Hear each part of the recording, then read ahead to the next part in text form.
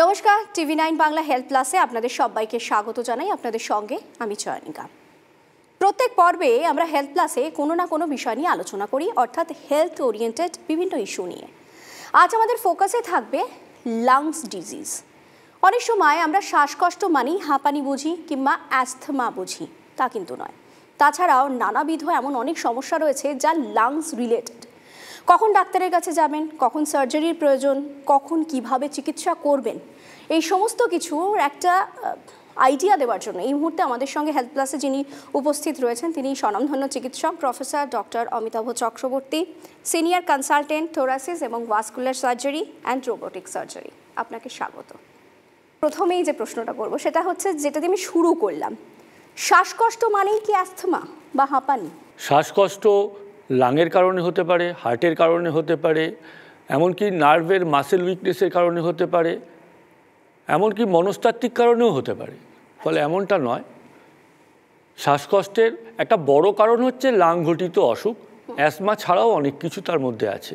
আচ্ছা, তো এই যে আপনি বলছেন মানে স্ট্রেস ওরিয়েন্টেড কারণেও আমাদের শ্বাসকষ্ট হতে পারে, যেটা আমরা অনেক সময় হয়তো বুঝতে পারছি না, সেটাও হতে পারে। হতে পারে কেননা অনেক সময় কিন্তু সেটা বলার আগে আমাদের বুঝে নিতে হবে যে না, লাং, হার্ট বা অন্যান্য শারীরিক অঙ্গের কারণে, মানে কোনো অর্গান স্পেসিফিক কারণে শ্বাসকষ্টগুলোকে আগে বাতিল করতে হবে, মানে বাদ দিতে হবে। তারপরে আমরা বলতে পারবো যে স্ট্রেস রিলেটেড কারণটা আছে কি নেই।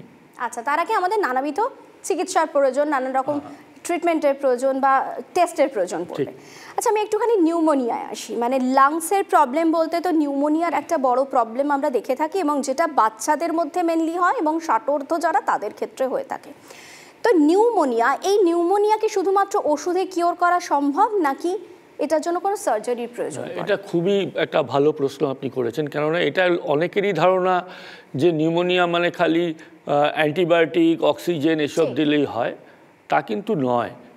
বেশ কিছু রোগীর ক্ষেত্রে নিউমোনিয়া হওয়ার পরে বুকের মধ্যে লাং এবং যে বুকের যে দেয়ালটা তার মাঝখানে রস জমে যায়, এমনকি ইনফেক্টেডও হয়ে যেতে পারে, যেটাকে আমরা বলি প্যারানিউমোনিক ইফিউশন। এবং এই রকম যদি হয় তাহলে তার খুব প্রথম দিকের কিছু ক্ষেত্রে হয়তো ওষুধ দিয়ে বা ছুঁচ দিয়ে রসটা বার করে সারানো যায়, কিন্তু একটা বড় অংশের পেশেন্টদের ক্ষেত্রে, এমনকি সেটা বাচ্চাদের ক্ষেত্রেও হতে পারে। কোভিড নিউমোনিয়া বলুন, ইনফ্লুয়েঞ্জা ঘটিত নিউমোনিয়া, নানান ধরনের বাচ্চাদেরও যে নিউমোনিয়াগুলো হয় তাতেও কিন্তু এরকম হয়, যখন কিন্তু ঠিক সময়ে সার্জারি করে নেওয়া দরকার, যার মধ্যে দিয়ে পুঁজ রসটাকে বার করে যে লাংটা বসে রয়েছে তাকে খুলে দেওয়া দরকার, নাহলে রোগ সারবে না, আরও কমপ্লিকেশন বাড়তে পারে।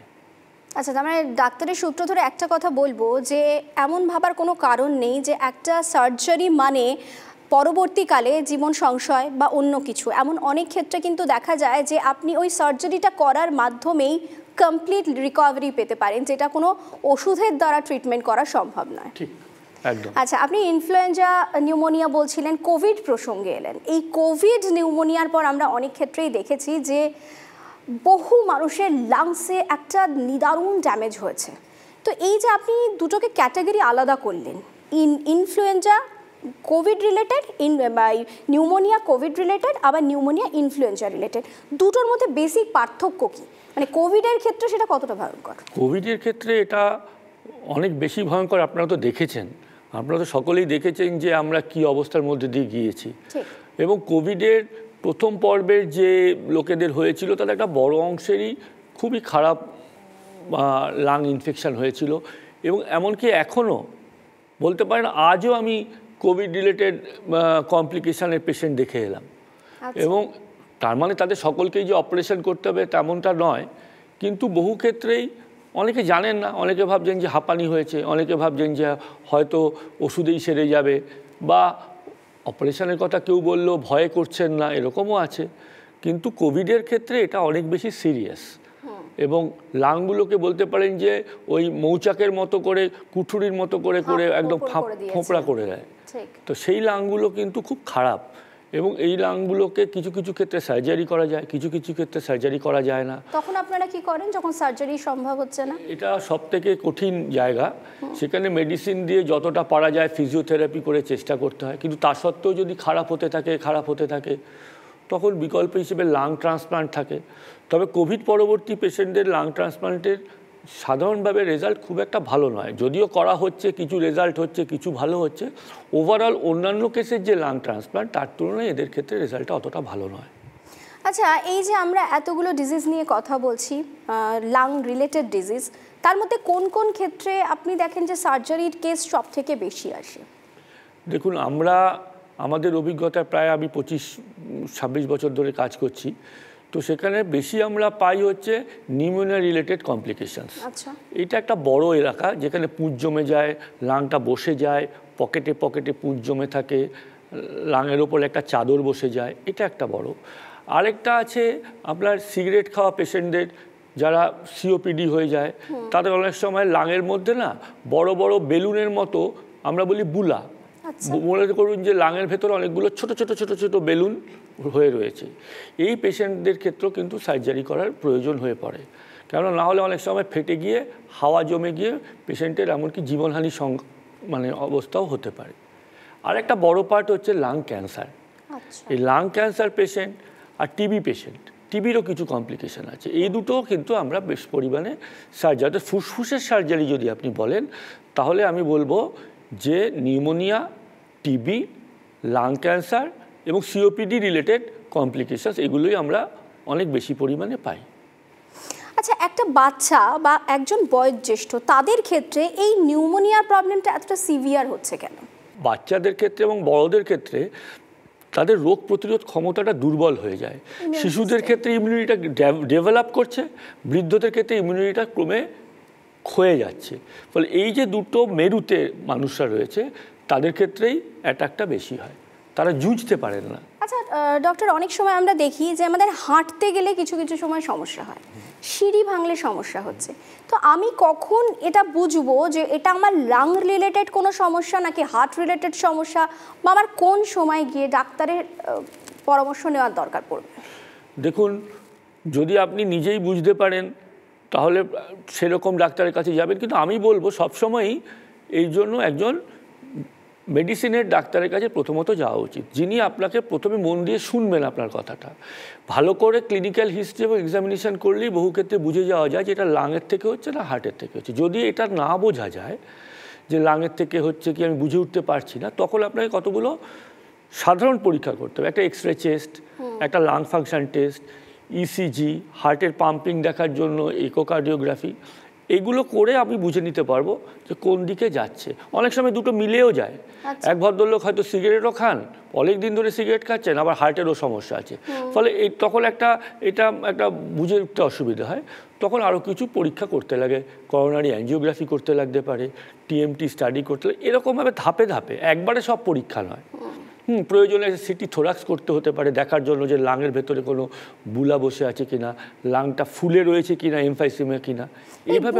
এই বিষয়টা যদি একটু বিশদে বলেন আমাদের দর্শক বন্ধুদের জন্য, কারণ আপনি বলছিলেন যে অনেক সময় দেখা গেল যে শারীরিক কোনো সমস্যা নেই, হঠাৎ করে পাহাড়ে গেছে, পাহাড়ে গিয়ে একটা শ্বাসকষ্টের প্রবলেম হয়েছে এবং কোনো একটা অ্যাটাক হয়েছে মনে করা হচ্ছে, তো এই বুলা বিষয়টা কি, আর এটা নিরাময় কিভাবে সম্ভব? বুলা বিষয়টা হচ্ছে আসলে বিশেষ করে স্মোকারদের এবং কারু মানে জন্মগত মানে জিনগত কাঠামোগত কারণে লাংয়ের দেয়ালগুলো পাতলা হয়ে যায়। তো লাংয়ের যে দেয়ালটা পাতলা হয়ে যাওয়ার ফলে হাওয়া তো ঢুকছে লাংয়ে সব সময়, ফলে সেখানে কিছু কিছু জায়গাতে পকেট পকেট করে এরকম আঙুরের গোছার মতো ওপরে লাংয়ের ওপরে জমে থাকে।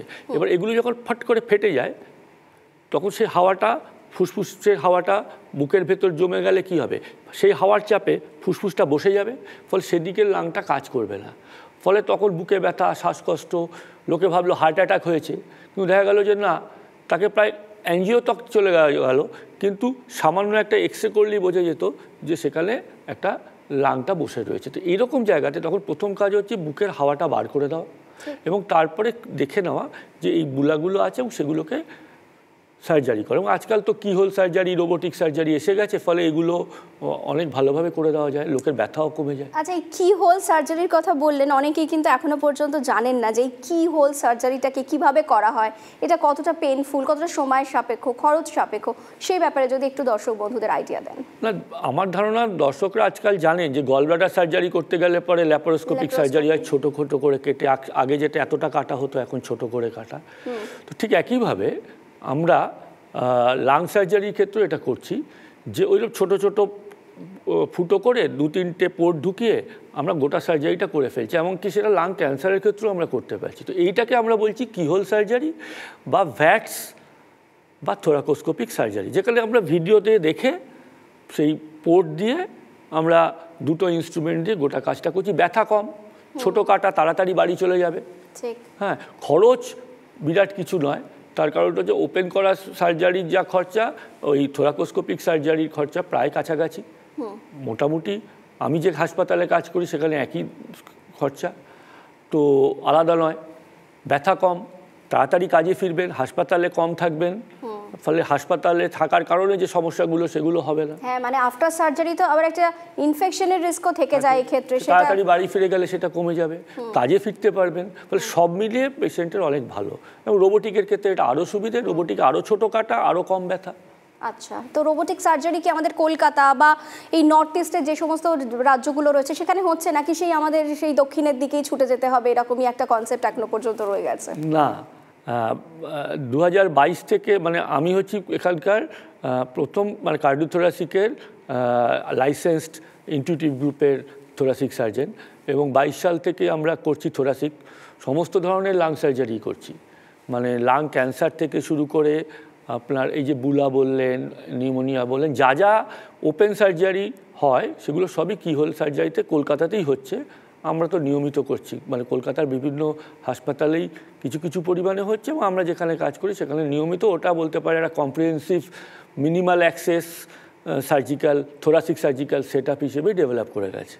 আচ্ছা, মানে সেক্ষেত্রে আমাদের দক্ষিণের মুখাপেক্ষী হতে হচ্ছে না, কোনো প্রয়োজন নেই। এখন মানুষের তো কিছু ভাবনা থাকে, সেগুলো তো আমরা না বলতে পারবো না, কিন্তু চিকিৎসার প্রয়োজনে যাওয়ার দরকার নেই। টিউবারকুলোসিসের ক্ষেত্রে কি আমি শুধুমাত্র মেডিসিনেই সেটাকে কিওর করতে পারছি, নাকি কিছু কিছু ক্ষেত্রে দেখা যাচ্ছে যে সেটা রেমিডিটা একমাত্র সার্জারি পর্যন্তই যাচ্ছে? ঠিক, মানে টিবির সাধারণভাবে চিকিৎসা মেডিকেল সাধারণভাবে, এবং কিন্তু দেখতে হবে যে টিবির এই যে কমপ্লিকেশানসগুলো, ধরুন কাশি হচ্ছে, জ্বর হচ্ছে, পিঠে ব্যথা, বহু ক্ষেত্রেই টিবির ওষুধ শুরু করতে করতে আস্তে আস্তে কমে যায়, কিন্তু কাশিতে রক্ত উঠছে বা ওজন কমে যাচ্ছে, ওষুধ খাওয়ার পরও সারছে না। আচ্ছা, রক্তটা কি মাস্ট এক্ষেত্রে? না, সবসময় নয়, বহু ক্ষেত্রে রক্ত ওঠেই না, কারণ রক্ত উঠতে গেলে পরে ভেতরটা ক্ষত হতে হবে, এবং সেই ক্ষতর বাইরে যে দেয়ালগুলো, সেখানকার যে রক্তনালীগুলো, সেখান থেকে ফেটে চুঁয়ে চুঁয়ে রক্ত এলে তবেই না কেসে আপনি বার করবেন। সবার ক্ষেত্রে তা হয় না, বহু লোকের ক্ষেত্রে হয়তো জ্বর হয়, জ্বর হলো না, ওজন কমে যাচ্ছে, হ্যাঁ, জ্বরটা বোধহয় অনেক দিন ধরে থাকছে, ফিরে ফিরে আসছে, ওষুধ খাচ্ছে, অ্যান্টিবায়োটিক খাচ্ছে, কমছে না। কিন্তু টিবির ক্ষেত্রে যদি কমপ্লিকেশন হয়, বুকে যদি জল এবং হাওয়া জমে যায়, এক্সরেতে দেখা যায়, তাহলে কিন্তু, বা কাশির সঙ্গে অনেক রক্ত একটা বুকে গহ্বর হয়ে গেছে, ক্ষত হয়ে গেছে, আমরা বলি ক্যাভিটি, যদি ক্যাভিটি হয় বা লাংটা চুপসে গেছে, হ্যাঁ, তখন তো ওষুধটা পৌঁছতে পারবে না। তো এই সমস্ত জায়গাতে তখন সার্জারির প্রয়োজন, এবং এগুলো সবই ওপেন করে যেমন আগে করা যেত, এখন এগুলো সবই রোবোটিক্যালিও করা যায়, কিহোল সার্জারি দিয়েও করে দেওয়া যায়। এবার একটু আসি লাং ক্যান্সারে, সেটা হচ্ছে লাং ক্যান্সারের সিমটমগুলো কি কি হয়ে থাকে? লাং ক্যান্সারের সিমটমগুলো অনেক সময় না টিবির সঙ্গে ওভারল্যাপ করে থাকে, মানে বহু লোক লাং ক্যান্সারের সমস্যাটাকে টিবি ভেবে দীর্ঘদিন চালিয়ে যান। যেমন ধরুন কাশির সঙ্গে রক্ত, খিদে কম, ওজন কমে যাওয়া, বুকে পিঠে ব্যথা, এরকম। তাছাড়াও যদি লাং ক্যান্সার ছড়িয়ে যায়, হয়তো লাংয়ের কোনো উপসর্গ নেই, কিন্তু হলো কোমরে ব্যথা, হঠাৎ খিঁচুনি হলো, তাহলে সেক্ষেত্রে সেটা মেটাস্টেসিস হয়ে যাবে। হ্যাঁ, ছড়িয়ে যাওয়া, তার মানে সেটা অ্যাডভান্স হয়ে গেছে। ফলে লাং ক্যান্সারের সাধারণভাবে যদি বলেন, তাহলে বলবো যে কাশি, ওজন কমে যাওয়া, কাশির সঙ্গে রক্ত, বুকে পিঠে ব্যথা, এক্সরে করা হলো, দেখা যাচ্ছে জল জমেছে, সেই ওষুধ দেওয়ার পরও কমছে না, এগুলো তো তাহলে কিন্তু আমাকে ভাবতে হবে যে লাং ক্যান্সার হয়তো হলেও হতে পারে এবং সেটাকে বাদ দিতে হবে, বাতিল করতে হবে। আচ্ছা ডক্টর, অনেকগুলো স্টেজ হয় ক্যান্সারের। অনেক ডিজিজের ক্ষেত্রে আমাদের যেমন মানে ক্যান্সারের ক্ষেত্রে একটা সুবিধের দিকও রয়েছে যে অনেকগুলো স্টেজ, যেহেতু আপনার প্রপার টাইমে যদি ডায়াগনোসিস হয়, আপনি হয়তো সেই প্রাণ সংশয়ের জায়গাটা থেকে বা প্রাণের ঝুঁকির জায়গা থেকে বেরিয়ে আসতে পারেন, যেটা অনেক ক্ষেত্রে নিউমোনিয়ায় বহু বয়োজ্যেষ্ঠদের দেখা যায় এত লাস্ট মোমেন্টে তারা হসপিটালাইজড হচ্ছেন, পুরো লাং সাদা হয়ে গেছে, কিছু করা যাচ্ছে না, ফেরানো যাচ্ছে না। এই যে এতগুলো স্টেজ, তাতে কি আপনারা সবসময় প্রেফার করেন যে যদি এক্ষেত্রে আমার সার্জারি করতেই হয় তাহলে আমি ফার্স্ট স্টেজেই করব? ঠিক, মানে আসলে ফার্স্ট স্টেজে মানে লাং ক্যান্সারের আমাদের রেকমেন্ডেশন অনুযায়ী কতগুলো স্টেজ আছে, তার মধ্যে যদি প্রথম দিকে পাওয়া যায়, মানে স্টেজ 1, স্টেজ 2, স্টেজ 3, স্টেজ 4, তারপরে প্রথম দুটো যে স্টেজে পাওয়া যায় তাহলে রেজাল্ট ভালো হয়। হ্যাঁ, এবং দীর্ঘদিন মানুষ বেঁচে থাকেন, কষ্ট ছাড়াই বেঁচে থাকেন এবং কোয়ালিটি অফ লাইফও ভালো হয়ে যায়। ফলে সবসময় আমরা চাইবো, কিন্তু এটা হয় না, অ্যাওয়ারনেসের সমস্যা আছে, এমনকি মানুষের ডিনায়াল থাকে, জানার পরেও মানতে পারেন না, ভাবেন হয়তো যে এটা মানে অপারেশন, বা না আরেকটা ধারণা আছে আমাদের কমিউনিটিতে যে ছুরি লাগালে ছড়িয়ে যায়। হ্যাঁ, এবং এই ভীতি থেকে তারা বিভিন্ন অন্যান্য ধারার চিকিৎসা মাধ্যমের জায়গায় যান। হ্যাঁ, বিভিন্ন অমুক জায়গায় অমুক ভালো হয়ে গিয়েছিলেন, ফলে বিজ্ঞান অপেক্ষা টোটকার দিকে ঝোঁক চলে যায়, সেটাতে ক্ষতি হয়। ফলে আমার বক্তব্যটা হচ্ছে যে লাং ক্যান্সার যদি ধরা পড়ে তাহলে এমন জায়গায় যাবেন যেখানে খালি একজন সার্জন নয়, খালি একজন পালমোনোলজিস্ট বা চেস্ট ফিজিশিয়ান নয়, বা একজন ক্যান্সার বিশেষজ্ঞ নয়, সবাই মিলে একটা টিম, যেটাকে আমরা বলছি মাল্টি ডিসিপ্লিনারি টিম, যেটা আমাদের হাসপাতালে আমরা করছি, আমাদের আছে, সেরকম একটা টিমের কাছে যাওয়া এবং সেখানে গিয়ে চিকিৎসার মতামতটা নেওয়া। আচ্ছা, লাং ক্যান্সার সারে? লাং ক্যান্সার যদি প্রথম ফেজে পড়ে সারে, কিন্তু এই সারা মানে এটা নয় যে আপনি যে অর্থে একটা ফোড়া কাটা সেরে যাওয়ার মতো নয়। আমরা বলতে চাইছি যে তার জীবন যথেষ্ট দীর্ঘমেয়াদী হয়। মানে ধরুন আমার ব্যক্তিগত অভিজ্ঞতায় আমি বলতে পারি যে 68 বছর বয়সে এক ভদ্রমহিলার আমি ওটি করেছিলাম, কিছুতেই চাননি, কেননা ছুরি লাগলে ছড়িয়ে যাবে। তার ছেলে এবং মেয়ে আমাকে মানে তারা চেয়েছিলেন এবং আমরা ওটি করি। তো এই গত মাসে আমার ক্লিনিকে এলেন হেঁটে হেঁটে, এখন তার বয়স হচ্ছে 80 বছর। 12 বছর কেটে গেছে। 12 বছরের কাছে সবার কাটবে আমি বলবো না, এটা ডিপেন্ড করে কোন স্টেজে আপনি আসছেন এবং আপনার বায়োলজি অফ দ্য ক্যান্সারের ক্যারেক্টারটা কেমন। হ্যাঁ, সেগুলো অনেকগুলো ফ্যাক্টর আছে, কিন্তু এটা হয়। আমার অন্তত এরকম 4-5 জন মানুষ তো আমি জানি যারা আমার কাছে ফলো আপে এখনও আসছেন। অর্থাৎ একটা বিষয় কিন্তু স্পষ্ট যে কোনো রোগের ক্ষেত্রে সচেতনতাটা প্রথম থেকেই খুব প্রয়োজন, যেটা আমরা কোভিডের সময় বলতাম যে সচেতন থাকুন, অহেতুক আতঙ্কিত হবেন না। প্রত্যেকটা রোগের ক্ষেত্রে একটাই কিওয়ার্ড, সেটা হচ্ছে অ্যাওয়ারনেস। আপনি নিজেকে ঢেকে রাখবেন নাকি আপনি ডাক্তারের কাছে গিয়ে আপনার সমস্যাটা খুলে বলবেন, তাহলে অন্তত চিকিৎসকদের সুবিধে হয় যে আগামী দিনে আপনাকে আপনার চিকিৎসা কোন দিকে এগোবে, কিভাবে এগোবে, সেটা তারা গাইড করে দিতে পারেন। আচ্ছা ডক্টর, একটা কথা বলুন, সেটা হচ্ছে যে ক্যান্সার, টিউবারকিউলোসিস এই রাজ্যে মানে এখানকার রেটটা কেমন? তার কারণ আমরা জানি যে টিউবারকিউলোসিস এখনও পর্যন্ত ভারতবর্ষে হয়, প্রচুর হয়। তো এই টিউবারকিউলোসিসে এই রাজ্যে সংখ্যাটা কেমন দেখছেন?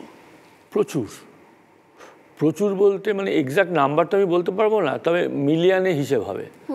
এবং এদের মধ্যে শিশু মানে কি একদম মানে 1 বছরের কম বাচ্চা থেকে শুরু করে একদম 80 উপরে বয়স সকল স্তরের মানুষের মধ্যে টিবি আছে।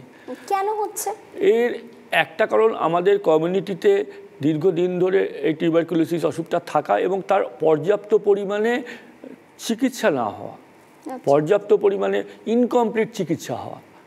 হয়তো 6 মাস খাওয়ার কথা, সরকারি প্রচুর প্রকল্প আছে, কিন্তু তা সত্ত্বেও খাচ্ছে না, 3 মাস খেয়ে বন্ধ করে দিচ্ছে। এই যে লোকগুলো, তারা কমিউনিটিতে কিন্তু রোগগুলো ছড়িয়ে যাচ্ছে। ফলে এটা হেরিডিটারি হিস্ট্রি থাকতে হচ্ছে, সবার ক্ষেত্রে নয়। হেরিডিটারি সাধারণত কিছু কিছু ফ্যামিলিতে ইমিউনিটির কারণে হয়তো হতে পারে, কিন্তু বেশিরভাগ ক্ষেত্রে ইনকমপ্লিট ট্রিটমেন্ট এবং ঠিক সময়ে ধরা না পড়া, ওষুধ না খাওয়া। এখন তো সরকারি প্রকল্পে ওষুধ আছে, তা সত্ত্বেও খাচ্ছেন না। ফলে এইটা কিন্তু একটা সচেতনতা, সার্বিক কমিউনিটি কনসিয়াসনেস থাকা উচিত যে যদি পর্যাপ্ত চিকিৎসা না করা হয় তাহলে ক্ষতিটা আমার সমাজের। ফলে টিবি চিকিৎসা দিচ্ছে, মাল্টিড্রাগ রেজিস্ট্যান্ট টিউবারকুলোসিস হচ্ছে, যেটাতে নর্মাল যে ওষুধগুলোতে কাজ করছে না, তখন আরও দামি আরও কিছু টক্সিক ওষুধ দিতে হচ্ছে। ডক্টর, আমরা আলোচনার একেবারে শেষ পর্যায়ে চলে এসেছি। আপনার বিভিন্ন কর্মকাণ্ড নিয়ে আমি একটু দর্শকদের সামনে বিষয়টাকে একটু হাইলাইট করতে চাইবো। খাদান এলাকার যে সমস্ত মানুষজন রয়েছেন তাদের জন্য কিন্তু ডক্টর চক্রবর্তী এবং তাঁর টিম দারুণভাবে কাজ করে চলেছেন, একটু যদি সংক্ষেপে বলেন। না, আমার একটা এরিয়া তো হচ্ছে এই robotic minimal access thoracic vascular, আরেকটা যদি আপনি প্যাশনের জায়গা বলেন সেটা হচ্ছে সিলিকোসিস নিয়ে। সিলিকোসিস কি না, সিলিকোসিস হচ্ছে পাথর খাদান এই সমস্ত এলাকাতে এই যে কোয়ারিজগুলোতে কাজ করে তাদের দীর্ঘমেয়াদী ডাস্টের কারণে লাংগুলো খারাপ হয়ে যাচ্ছে, এবং এটা একটা ভারতবর্ষ জুড়ে একটা বিরাট, এবং এর কোনো চিকিৎসা সেই অর্থে নেই। এটা যে প্রিভেন্টিভ ওয়ার্কিং এনভায়রনমেন্টটা ঠিক করা, এবং তারপরেও যদি অসুস্থ হয় তাহলে তাকে কি করে প্রোটেক্ট করা যায়, তার মানে তা শুধু তো তাকে নয়, তার ফ্যামিলিকে রিহ্যাবিলিটেট করা, লোকটাকে রিহ্যাবিলিটেট করা এবং রোগ চিকিৎসা। তো এইটা নিয়ে আমরা একটা সিলিকোসিস রিহ্যাবিলিটেশনের কাজকর্ম করছি গোটা রাজ্য কোন জুড়ে। কোন জায়গাগুলোয় করছেন? দেখুন, মূলত এইটা হয়েছে বাঁকুড়া, বর্ধমান, এই জোন থেকে আসা, বীরভূম, কিন্তু সিলিকোসিস ইটভাটার লোকেদেরও হতে পারে। এবং আমাদের একটা বিরাট সংখ্যক পেশেন্ট যাদেরকে আমরা পেয়েছি তারা মূলত উত্তর 24 পরগনা, দক্ষিণ 24 পরগনা, কিন্তু উত্তর বাংলাতেও আছে। উত্তর বাংলা থেকেও প্রচুর লোক যারা রাজস্থানে পাথর খাদানে কাজ করতে গেছে তারা কিন্তু ফিরে আসছে খুব খারাপ ধরনের সিলিকোসিস নিয়ে। মানে এটা নিয়ে কিন্তু সরকার, এনজিও, সমস্ত ধরনের চিকিৎসক সকলেরই এটা নিয়ে অ্যাওয়ারনেস থাকা উচিত। এটাকে কিন্তু ওই হাঁপানি বলে দূরে ঠেলে দিলে যাবে না। অল্প বয়সের ছেলেমেয়েরা খুব দ্রুত অসুস্থ হয়ে মারা যাচ্ছে, ফ্যামিলিগুলো ধ্বংস হয়ে যাচ্ছে। তো এই কাজটা আমরা করার চেষ্টা করছি। আজ আমাদের সময় শেষ, তাই আজকের মতো অবশ্যই বিদায় নিতে হচ্ছে, কিন্তু আগামী পর্বে আবারও অন্য কোনো বিষয় নিয়ে হাজির হয়ে যাব। টিল দেন খুব ভালো থাকবেন।